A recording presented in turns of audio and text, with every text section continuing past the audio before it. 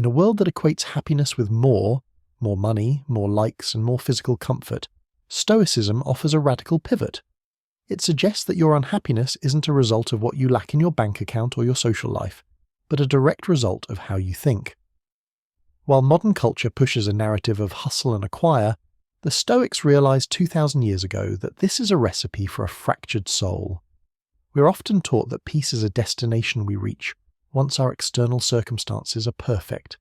Yet that perfection is a moving target that remains perpetually out of reach. Stoicism isn't about suppressing your emotions or living like a hermit. It is about reclaiming your agency. It's the art of realizing that while you cannot control the wind, you can absolutely adjust your sails. If you are tired of feeling like a leaf blown about by the chaotic opinions of others or the unpredictability of the economy, it's time to change your operating system. We explore how to build that internal fortress, one that remains standing regardless of what life throws at it. If you want to master your mind, build unshakable resilience, and reclaim your peace in an age of distraction, hit that subscribe button. We dive deep into ancient wisdom tailored for the modern age every week, helping you turn philosophy into a practical tool for a better life. Most of us live in a state of deferred happiness, operating under a psychological contract we never technically signed but constantly uphold. This contract is what philosophers and modern psychologists call the when-then trap. It is a cognitive loop where we convince ourselves that our current state of being is merely a waiting room, a dull, uncomfortable space we must endure until a specific external milestone is reached. We tell ourselves, "I'll be happy when I finally get that promotion in the corner office. I'll be at peace when my partner starts acting differently and finally understands my needs. I'll be satisfied when I buy that house, settle the mortgage, and have a backyard that looks like a magazine cover." This logic seems sound on the surface. We are goal-oriented creatures. Evolution designed us to seek resources and status. However, from a Stoic perspective, this isn't just a harmless motivational habit. It is a fundamental error in reasoning that guarantees chronic unhappiness. The illusion of the destination. The fundamental flaw of the when-then trap is the belief that happiness is a destination. We treat it like a city we are driving toward. We tell ourselves that once we cross the city limits, the weather will always be sunny and the music will always be right. But as many of us have experienced, once we reach the when, the goalposts immediately shift. Psychologists call this hedonic adaptation. You get the promotion, and for 48 hours you feel a surge of dopamine. But by Monday morning, the new salary is the new normal, the new responsibilities are the new stress, and you're already looking at the next rung on the ladder. You are back in the when-then loop. I'll be happy when I become senior vice president. By living this way, you are perpetually treating the present moment, the only moment you actually possess, as an obstacle to be overcome. You are wishing your life away. The hostage negotiator of the soul. The deeper problem is one of agency. When you say, "I'll be happy when X happens," you are effectively saying, "I give X the power to decide my emotional state." You're placing your well-being in the hands of things you cannot control. You are tethering your joy to external outcomes, the whims of a boss, the fluctuations of the stock market, the behavior of a spouse, or the reliability of a supply chain. By doing this, you aren't a free person. You're a hostage to fortune. Stoicism teaches that anything external to your own will is indifferent. This doesn't mean it doesn't matter at all, but it means it shouldn't have the power to break your spirit. When you tie your happiness to a promotion, and that promotion is delayed because of a corporate restructuring you had nothing to do with, your happiness vanishes. It vanishes because it never truly belonged to you in the first place. You loaned your peace of mind to a corporation, and they decided not to return it with interest. The fragility of external joy. Consider the metaphor of a professional athlete. If a runner's only source of happiness is winning the gold medal, their entire life's work is vulnerable to a single trip, a gust of wind, or a competitor who simply had a better day. Their happiness is fragile because it is tied to an outcome. The Stoic athlete, however, finds happiness in the process, the discipline of the training, the integrity of the effort, and the mastery of their own body. If they win, it is a preferred indifferent. It's nice, but it isn't the source of their worth. If they lose, their internal character remains intact. They are still the person who did the work. When you live in the when-then trap, you are the athlete who only cares about the medal. You are constantly anxious because deep down you know that 1,000 variables could strip that when away from you at any moment. You live in a state of low-grade dread, waiting for the other shoe to drop. The cost of a conditional life. Living conditionally, waiting for conditions to be just right before you allow yourself to breathe, leads to a life of resentment. You begin to resent the people and circumstances that stand between you and your when. If your partner is the reason you aren't at peace, they become an enemy to be managed rather than a person to be loved. If your current apartment is the reason you aren't satisfied, every leak and cramped corner becomes a personal insult from the universe. This creates a narrative of lack. You start to view your life through the lens of what is missing rather than what is present. You become blind to the now because you are so fixated on a hypothetical then, breaking the chain. The solution isn't to stop having goals. The Stoics were incredibly productive people. Marcus Aurelius ran the Roman Empire and Seneca was a high-level statesman. The solution is to move the location of your when. Instead of, I'll be happy when I get the promotion, the Stoic says, I'll be satisfied now because I am working with focus and integrity. The shift is from the external result to the internal effort. One is a gamble, the other is a guarantee. If you base your happiness on your own actions and your own character, no one can take it from you. You move from being a hostage of fortune to being the captain of your own ship. The promotion may or may not come, the weather may or may not ruin your plans, but your ability to meet those circumstances with a steady mind. That is entirely up to you. Until you break the when-then trap, you will always be a servant to a master that doesn't care about your well-being. If the when-then trap is the cage that keeps us imprisoned in unhappiness, the dichotomy of control is the key that unlocks the door. This concept, while deceptively simple, is the most practical tool in the Stoic arsenal. It was famously championed by Epictetus, a man who truly understood the stakes of personal freedom.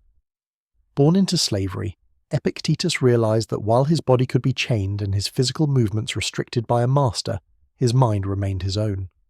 He discovered that true freedom, and by extension true happiness, is not found in changing our circumstances, but in clearly defining the boundaries of our power. Epictetus argued that the entire universe is divided into two distinct, uncompromising categories. Understanding the line between them is the difference between a life of frantic anxiety and a life of profound tranquility. Category 1. The internals, things we control. According to the Stoics, the list of things truly under our control is remarkably short. It does not include our health, our wealth, or our reputation. Instead, it is limited to the workings of the mind. Our opinions, how we choose to view an event. Is a rainy day a bad day, or is it just a day where it happens to be raining? Our intentions, the why behind what we do. We can control whether we act out of kindness, greed, or duty. Our desires, what we chase. We can choose to desire things that are within our reach, like being a person of integrity, rather than things that are not, like being loved by everyone. Our own actions, the effort we put into the present moment. Category 2. The externals, things we do not control. This category is infinite. It encompasses everything outside the internal citadel of our own mind. The economy. You can work hard, but you cannot control a global recession or inflation. The weather. No amount of wishing will stop the rain from falling on your wedding day. Other people's opinions. You can be the kindest person in the world, and someone will still find a reason to dislike you. The ultimate outcome. You can study for 100 hours, but you cannot control the specific questions on the exam or the curve the professor sets. The source of our suffering. We suffer because we have a fundamental categorization error. We spend roughly 90% of our mental and emotional energy trying to manipulate, coerce, or fix things in the second category. Think about the last time you felt a surge of anger or deep anxiety. It was almost certainly because you were trying to control an external. You were trying to force a traffic jam to move faster, trying to make a stubborn coworker see your point of view, or worrying about a health diagnosis that hasn't even happened yet. When we invest our happiness in the second category, we are essentially gambling. We are saying, I will only be okay if the universe behaves exactly the way I want it to. Since the universe rarely consults us on its plans, we remain in a state of constant agitation. We are like a dog tied to a moving cart. We can either trot along with it, acceptance, or be dragged kicking and screaming, suffering. The cart moves regardless. The Stoic work ethic, effort versus outcome. A common misconception is that Stoicism leads to passivity. If I can't control the outcome, why bother trying? But the Stoics were anything but passive. They were emperors, generals, and teachers. The Stoic secret is the internalization of goals. Imagine an archer. The archer can control the hours of practice, the maintenance of the bow, the steadying of the breath, and the moment the string is released. This is category 1. However, once the arrow leaves the bow, it is in category 2. A sudden gust of wind can blow it off course. A bird could fly in its path. The target could move. A normal archer bases their self-worth on hitting the bullseye. If they miss, they are a failure. They are angry and discouraged. A Stoic archer bases their self-worth on shooting the arrow to the best of their ability. If they do everything right, and the wind blows the arrow away, they are still at peace.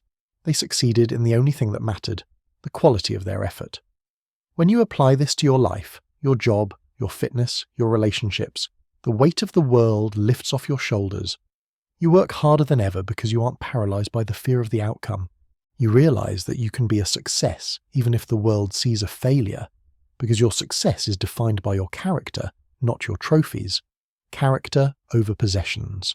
The world tells us that happiness is found in the quantity of our possessions. The bigger house, the faster car, the more prestigious title. But the Stoics remind us that these are preferred indifferents. They are nice to have, but they are fragile.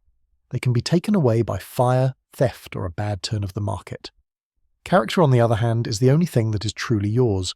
It is the one thing that cannot be taken by a tyrant or destroyed by a storm. Happiness is found in the quality of your character, in your ability to be honest when it's hard, to be brave when you're afraid, and to be temperate when you're tempted. If you have $1 million but a corrupt character, you will live in fear of losing your money. If you have nothing but a virtuous character, you are richer than a king, because you possess a source of peace that is independent of the world's whims. Practical application. The controllability audit. To stop suffering, you must perform a controllability audit every time you feel stressed. Ask yourself, is there anything I can do about this right now? 1. If yes, identify the action, category 1, and do it with total focus. 2.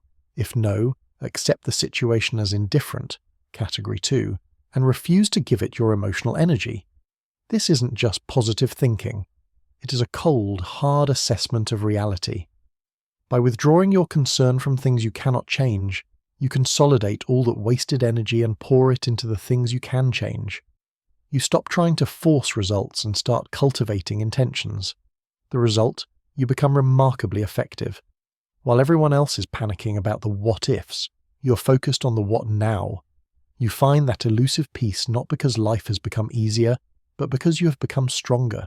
We have arrived at the peak of Stoic wisdom, the moment where theory transforms into an invincible shield. If the when-then trap is the disease and the dichotomy of control is the diagnosis, the internal citadel is the cure. This is the turning point in your journey toward a life of peace. It is the radical realization that the world outside has no power to hurt you unless you give it permission. Most people move through life believing they are like a glass vase, fragile, transparent, and easily shattered by the bad things that happen. Stoicism argues that you're not a vase, you are a fortress. But many of us have left the gates wide open, allowing every passing comment, every traffic jam, and every minor setback to waltz in and set fire to our peace of mind. The great insight. Events are neutral.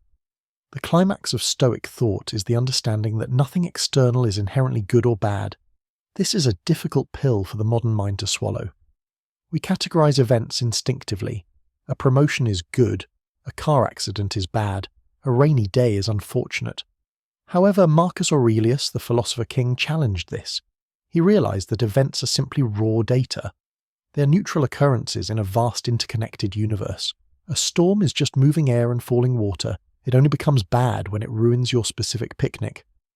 The storm itself is just doing what storms do. The sting you feel, the anger, the grief, the frustration, doesn't come from the event itself. It comes from the judgment you layer on top of it. Between the event and your reaction, there is a tiny microscopic space. In that space lies your power, the architect of distress. As Aurelius famously wrote in his private journals, "Discard your misperceptions and you are saved." And who is there to prevent you from discarding them? This is the key moment of Stoic realization. You are the architect of your own distress. At first, this sounds incredibly harsh. It sounds like victim blaming. We want to say, no, I'm unhappy because my boss is a jerk, or I'm stressed because the economy is failing.